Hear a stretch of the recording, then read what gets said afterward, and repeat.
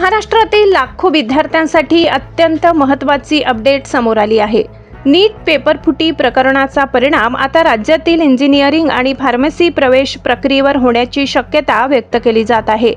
मिळालेल्या माहितीनुसार नीट परीक्षा आणि त्यानंतर निर्माण झालेल्या गोंधळामुळे राज्यातील CAP राऊंड आणि कॉलेज ॲडमिशन प्रक्रिया उशिरा सुरू होऊ शकते।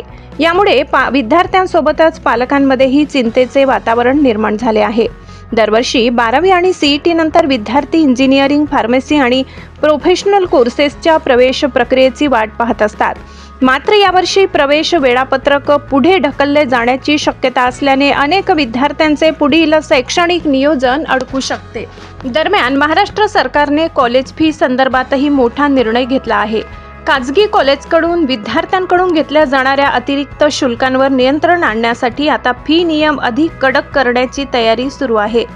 सरकारकडून फी स्ट्रक्चर अधिक पारदर्शक करण्यावर भर दिला जात असून विद्यार्थ्यांना अनावश्यक आर्थिक भार सहन करावा लागू नये यासाठी नवीन नियम लागू होण्याची शक्यता आहे। याशिवाय काही विद्यार्थ्यांनी MHCET परीक्षेबाबतही अनियमिततेचे आरोप केले आहेत।